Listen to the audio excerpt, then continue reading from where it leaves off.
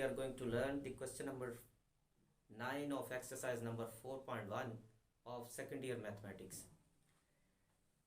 इसमें क्या होगा, हमारे पास एक अननोन हमारे पास एक्स कोऑर्डिनेट होगा, उसको हमने फाइंड आउट करना। 3 पॉइंट्स उसने हमें दिए हैं एक ट्राइंगल के। Find H such that the points A B and C are vertices of a right triangle with right angle at the vertex A. ये भी साथ उसने बता दिया है, जो ए है ना ये राइट के ऊपर है। ए जो एक वर्टेक्स, 3 वर्टिसेस है, एक जो वर्टेक्स है वहाँ जो हमारे पास राइट एंगल बन रहा है वो है ए का। तो पहले हम लोग ऐसा करते हैं कि एक ट्राइंगल बनाते हैं ताकि हमें आइडिया हो जाए कि करना क्या पड़ेगा हमें। देखें यहाँ पर एक ट्राइंगल है, ये राइट ट्राइंगल। सो ये वाला हमारे पास ए हो गया, ठीक हो गया। इसको इनका कोई भी नाम दे सकते हैं, ए का तो उसने फिक्स कर दिया है, इनको बी कह दें और इसको सी कह दें। अब देखें ज़रा, यहाँ से हमने क्या करना है, एच की वैल्यू फाइंड आउट करनी। जो हमें एच दिया हुआ अननोन है ना, उसको हमने फाइंड आउट करना। अब देखिए पहले मैं यहाँ पर लिख भी देता हूँ इनको। ए है h1, बी है 2 7 और सी है पॉइंट -6 -7। अच्छा अब देखिए ज़रा, ये हमारे पास एक राइट ट्रायंगल, हमने ए फाइंड आउट करना है। देखिए इसके 2 रास्ते हैं हमारे पास, 2 तरीके हैं, 2 ऑप्शंस हैं हमारे पास।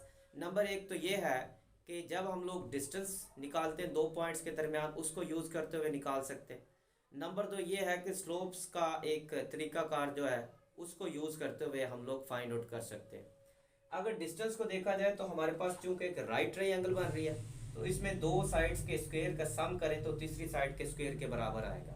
एक तो ये तरीका, या तो हम लोग क्या करेंगे, तीनों साइड्स निकालेंगे उनका स्क्वायर, ये कि ए बी और ए सी का स्क्वायर लेकर जमा करके हम लोग बी सी के स्क्वायर के बराबर रखेंगे तो वहां से एच निकाल लेंगे। या फिर एक दूसरा तरीका, हमें पता चल रहा है कि ये 2 लाइंस जो हमारे पास ए बी और ए सी, इन दोनों को चेक करें तो यहाँ पर ये ए सी जो है ए बी के ऊपर परपेंडिकुलर है। तो हम लोग क्या करेंगे, हमें पता है जब 2 लाइंस आपस में परपेंडिकुलर होती हैं तो उनके जो स्लोप्स होती है उसका प्रोडक्ट -1 होता है। सो हम लोग ऐसा करते हैं, स्लोप वाला तरीकाकार अपनाते हुए इसमें से हम लोग एच को फाइंड आउट करने की कोशिश करते हैं। तो यहाँ हम लोग इसका सोल्यूशन लिखते हैं। सोल्यूशन हमारे पास क्या होगा, स्लोप ए बी निकालेंगे। तो ये हमारे पास क्या होगा, y2 - y1 over x2 - x1। तो स्लोप ए बी इक्वल किसके हो गया, y2 - y1, y2 - y1 1 - 7 x2 - x1, तो h -2 हो गया। तो ये स्लोप ए बी हमारे पास किसके इक्वल होगा, -6 डिवाइडेड बाई h -2। अब ये स्लोप ए बी आ गया। इसी तरह स्लोप ए सी भी निकालते हैं। तो slope A C equals to again वही y2 - y1 over x2 - x1। सो ये अगेन हमने वही फार्मूला अपनाया जो हम लोगों ने पीछे सीखा हुआ है। तो ये हमारे पास क्या आ गया, y2 - y1, तो ए सी में y2 - y1 -7 -1, उसके बाद x2 - x1 -6 -h। जब इसको हम लोग आगे मज़ीद थोड़ा सा सॉल्व करेंगे तो ये हमारे पास क्या आ जाएगा, -7 -1 तो कितना आ गया, -8 डिवाइडेड बाई -6 -h। ठीक हो गया। अब ये हमारे पास ए सी आ गया। सो यहाँ से हम लोग देखें कि डायग्राम से पता चल रहा है कि ये दोनों आपस में परपेंडिकुलर हैं, तो इनकी स्लोप्स का प्रोडक्ट -1 की इक्वल है। तो यहाँ पर हम लोग लिख देते हैं as A B line and AC line are perpendicular,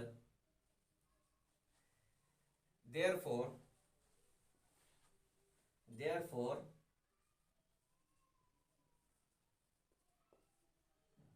इनकी जो स्लोप्स होगी उनका प्रोडक्ट किसके इक्वल होएगा, ए बी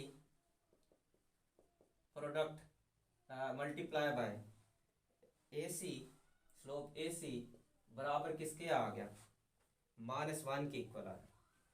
ठीक हो गया।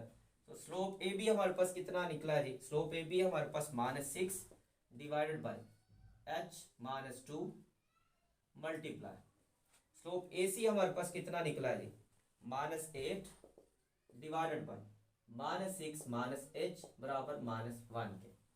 अब इनको मल्टीप्लाई कर लेते हैं, -6 और -8, तो ये बन जाएगा +48 डिवाइडेड बाय h -2 और -6 -h को मल्टीप्लाई करेंगे, h को -6 से किया तो -6h, फिर h को -h से किया -h², फिर -2 को किया तो +12 आ गया, फिर -2 को -h से किया +2h आ गया बराबर -1 के।